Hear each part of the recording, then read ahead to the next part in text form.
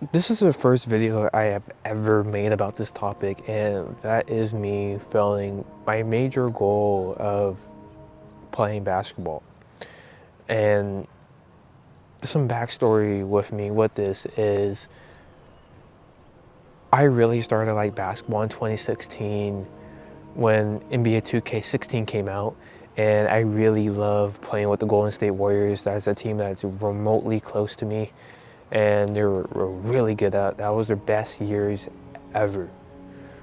Right, 2014, 2015, first NBA championship. 2015, 2016, 73 and 9. Even though they lost to LeBron in the 3-1 comeback. 2 years after, Kevin Durant came over, went to the finals 3 times, won 2, lost 1 to the Raptors. Basketball really became a love for me, and my friend also too, my really close friend at that time, we both really loved basketball. That's something that we would just play. And I really got into it. And I was someone, because people like to go ahead and compare me to Klay Thompson because I kind of look like him. And I was kind of known as that basketball dude, like even though I was super, super, super shy. Super, super shy. Even though some guy called me Lonzo Ball too. Basketball was something that people always call me Steph Curry, Lonzo Ball, Klay Thompson. Some do call me Ben Simmons, which I kind of take a little bit. It's like we try to say to me.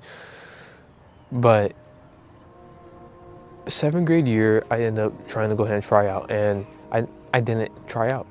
And the reason I did was the excuse I made was I had a D minus in the class. It was my math class, and I didn't end up trying out. But the major reason I didn't end up trying out was because I was just afraid. I was afraid of my skills. I came from a spot of where I was afraid to go ahead and like tell um, tell my tell my parents I wanted to go ahead and like they put me like in like basketball league or something like that. Um, my parents struggled to do that because of my older brothers and um, stuff didn't really go out right with them, putting them into sports. Didn't respond well, and me and my younger brother have a 12-year. He has 14-year age gap. I have a 12-year age gap with my with my well, my first older brother is, I think I have like a 15-year age gap with him and the 12-year age gap. But the one with the 12-year age gap didn't really go out well. I was just overall nervous to go ahead and just express that, yeah, I like playing basketball. And 8th grade came around super last minute towards getting the physical. Um, Super last minute. I was increasing the amount of time of me like practicing drills and stuff. But I was super last minute towards getting the physical, and I was completely afraid of me going ahead and just trying out. And I did try out, and I did eventually get cut. But the coach kind of kept me around to practice a little bit, so that was cool of him. And he later became a high school coach too. So yeah, and my freshman year, I my freshman year I didn't try out. I have no idea why I tried out. I mean, I do know why I didn't try out. It was because I was afraid. I was afraid of trying out because yeah, I failed. I failed my 8th grade year. I was afraid. And two, when I got cut that 8th grade year, bro, when I came, my mom picked me up. I was crying in the car. I was crying. I was, man. 9th grade came around, 10th grade came around, tried out for the JV team. Did not make that JV team. Got dropped down to a freshman team as a sophomore. I was playing on the freshman team as a sophomore. And my junior year, which was the pandemic year, the end of my sophomore year is the beginning of that year. The end of my junior year was the time when we started to go ahead and come back. And because of that, the team, like, there wasn't as many people tried out, and that's how I stayed. Like, I wanted to show up, I wanted to play. And during that time too, I saw the Mikey Williams, Ryan Rizuki, Mikey Williams, Kobe Bryant videos of working out 3 times a day. When I was taking those online classes during the pandemic year, I was outside working constantly, doing a finishing workout in the morning, doing a finishing ball handling workout in the morning, doing a shooting workout, trying to get like 500 shots a day. That was something that I did, and that was probably the most dedicated time like of my life. Like, I've ever like been like dedicated like towards a purpose. And I did. Like, my shooting became way much better. But during that season, I barely got any playing time. Also, my brother made a team too, because we really needed players, and he was a freshman, and he was nowhere close to being as good to me. And he ended up having a similar story to me, but he ended up finding a different path in another sport. And that also happened with my older brother too, is he ended up finding the path in another sport too, more so running sport, track and cross country. That's what they both did. But I still put with basketball. I wasn't gonna go ahead and switch. I wish I did play more sports in high school. I wish I would have played some baseball, did some volleyball. Not football. When I mean by football, I mean by American football. But yeah, I got no playing time. I mean, I did get in games, but they didn't put my stats up on Max Preps, so yeah. So my senior rolls around and we come back to school, and I'm staying consistent with the practices and stuff like that. And I'm more so, how do I say this? Like, I still have potential. So hearing gunshots over there. But I still have potential, but my spot on the team was on the line. Like it was on the line. And my senior rolls around and go through tryouts,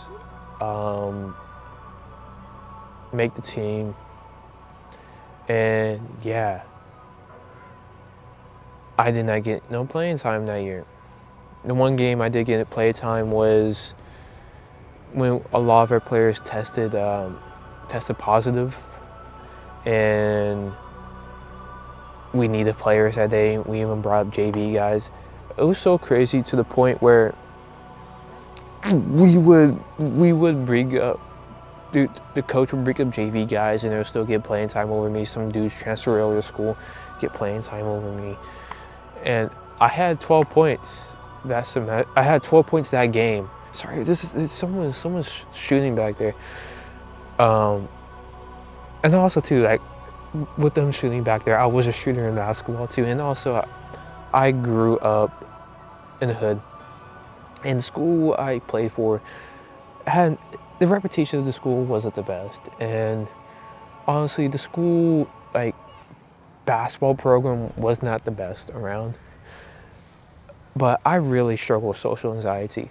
I struggle with imposter syndrome. I struggled. I was completely afraid of failing, man.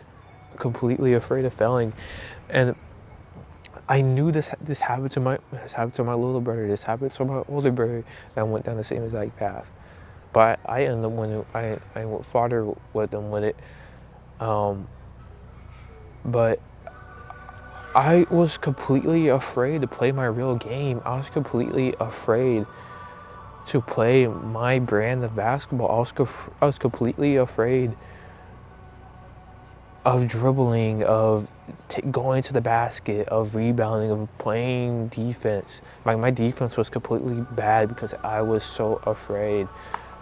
And to every single time, every single time, every single time, I feel like I feel like I'm gonna get capped. So, but um, man, there's someone who's shooting the gun over there. Um, Going back to here, man. My defense was bad. Like, a thing that really like kept me like out there was my shooting. I was not afraid to shoot, and that is something that I really have developed confidence in. But also too, my athleticism was relatively good on that team. Like, I was probably the second best shooter, and I probably had a top 3 athleticism on the team. And yeah, man, it just didn't pan out the way I wanted to. Like, I put all this work, I put all this dedication in it, and I can't play my game because I'm too afraid to play my game. Fear is legitimately ruining my game. Like, I can't do the things I practice. Like, all that practice time I put into that myself, all those drills that I've done, all those things to go ahead and work on my handles. Like, even the coaches knew, man. Um, Even the coaches too. Like, they knew it. Everyone knew I was afraid. Everyone knew how afraid I was. Everyone knew I was scared. I was scared in practices, man. I was scared in practices. And too, when I'll get in the game, I'll be so angry. I'll be like, when I get pissed, like my brain just completely clears out. Like, all that fear, all that anxiety, all those things I'm thinking, all that overthinkingness just goes ahead and just wipes away. And I get in the mindset of that, yeah, I'm gonna go ahead and win. I'm gonna go ahead and dominate. I get into that headspace, and I rarely get into the headspace. And I got into the headspace a couple days ago in a pickup game because some guy, you get some terrible dudes in pickup games sometimes, and of terrible attitudes, I should say that. And that made me wake up a little bit. But man, fear has completely destroyed my basketball, my career. And I wanted to prove people wrong, man. I wanted to prove my former high school teammates wrong. I wanted to prove my coaches wrong, that I am that player, that I am a good basketball player. So I wanted to go ahead and try for a community college, which is the lowest level available to go ahead and try out for. Like, if you want to go ahead and play in the college level. So you got Division 1, you got Division 2, you got Division 3, you get the NAIA level, and that's NAIA Division 1, 2. I don't think there's 3. And then there's JUCO. I mean, JUCOs could honestly be better than some NAIA Division 2 schools, especially the ones like in Florida and stuff, like those Texas ones. Those could be some nasty JUCOs. But I want to do that, man, and that is something that was a huge goal that I dedicated my life to. Like, I wanted that more than a YouTube channel. I wanted that more than I wasn't thinking about my career. I wasn't thinking about my future career, my future workspace. I wanted that. That is the thing that I wanted. And I got cut in the first 2 days of that JUCO tryout. And I had been waiting 2 years to go ahead and do that, right? The first year, I said, man, I'm gonna go ahead and just work on myself, work on my game. I was struggling with injuries too.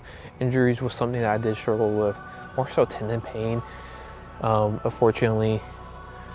But I did struggle with that in high school too, towards my senior year. But man, I was such a negative headspace during high school, such a negative headspace during basketball. I had the passion, like when I was trying to try out for that JUCO, I was studying their film. I was getting to know plays. I invested into online basketball programs to go and increase my IQ. I have spent hours categorizing, like hours and hours of categorizing basketball stuff to improve my IQ. That was something that I really wanted to do, man. I got cut in the first 2 days. And that was last summer. And the thing too, if you're trying to become a better player, what to learn from my huge failure is that if you make this, like, you have to do it or else you'll go ahead and end your life. Like that was potential. That was me in high school, honestly.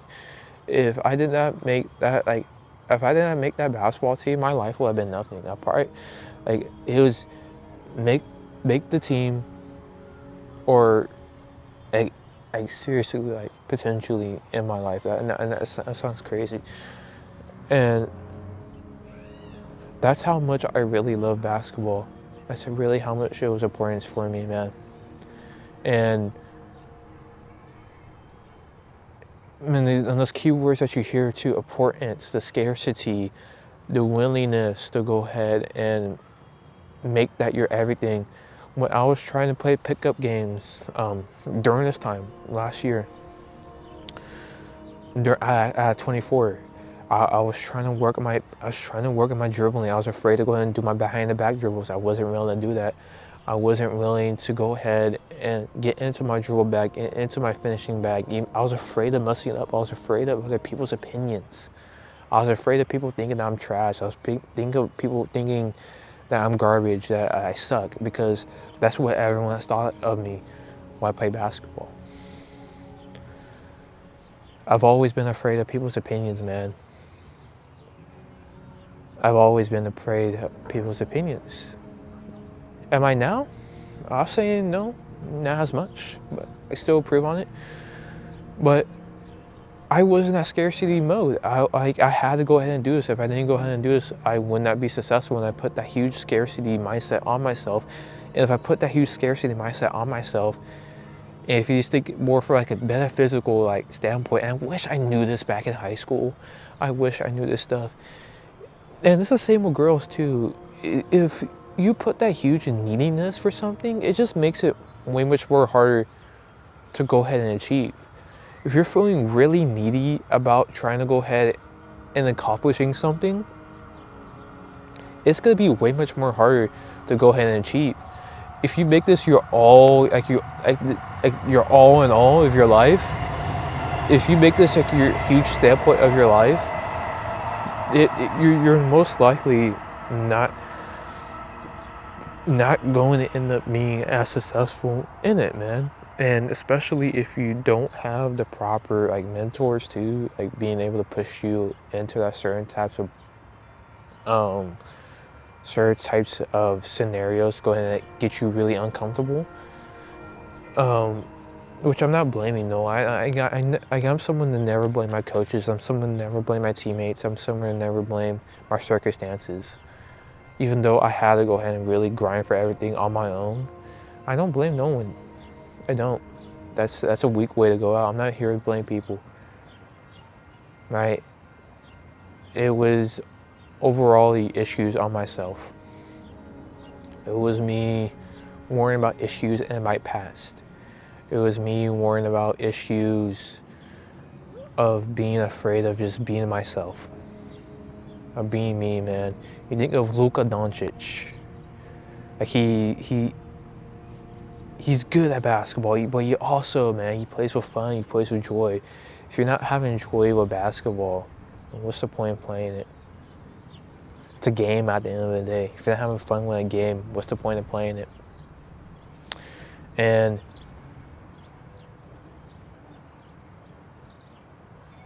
that's also too, if you have a joy with a game, and if you're feeling like a kid when you're playing a game, then you're gonna end up being way more successful. Think of Steph Curry, man. Like, come on, man. Having fun with the game. And this also too, like this also like hinders NBA players too. Like they put like some NBA players don't end up like developing their potential, even though like they have trainers, they have people willing to push them if they're just open more about it. I believe that this happens a little bit at the NBA level, where they have like the scarcity mindset and the fact that they believe they have to do this and do that and do that, and they just end up not succeeding in that. But that has been my story, man. Like even too for the basketball hoop, I got like behind my house. I had a protest for that, right? I had a protest for that basketball hoop. I had to really grind to get that basketball hoop. I had to go and grind to get my basketball shoes. I had to use recyclables to go and get my basketball shoes, even though I should have got a job during my gap year. But yeah, man. After I got cut during that JUCO, man,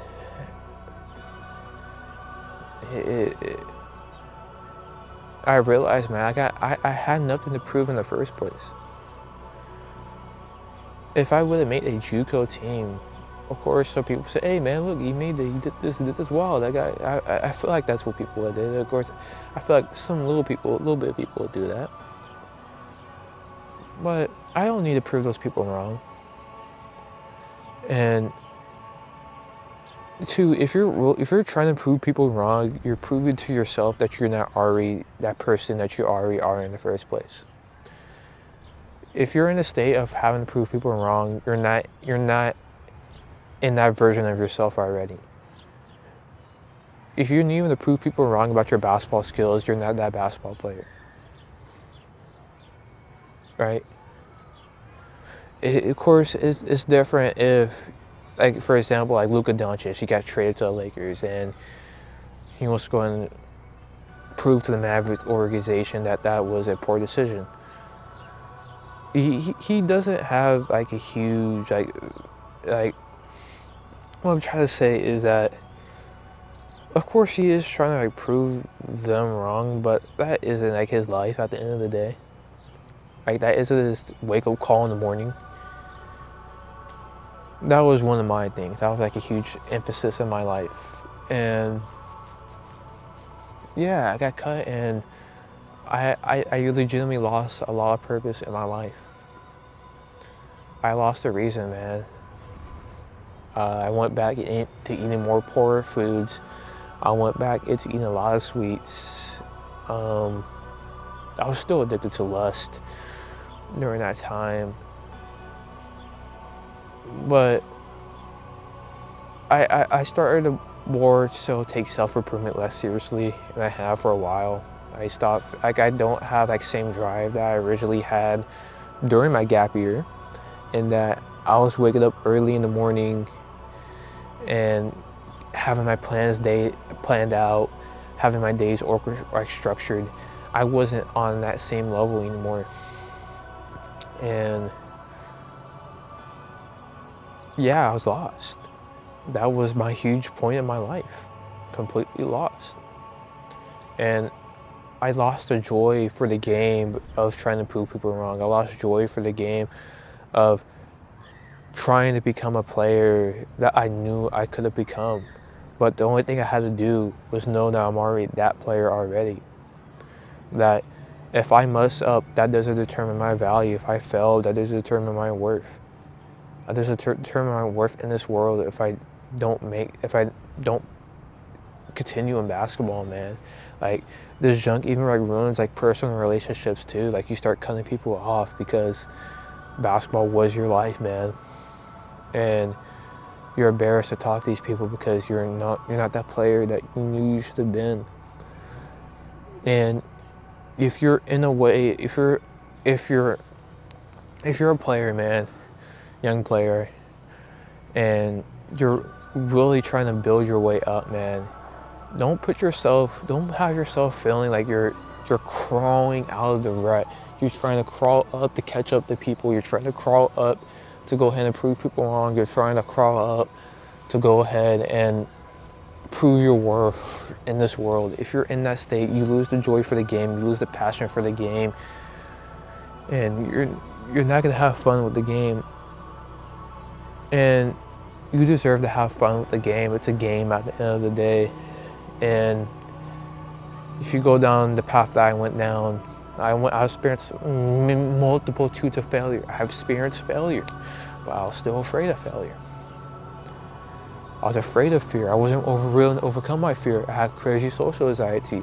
This wasn't just on the court, it was also off the court.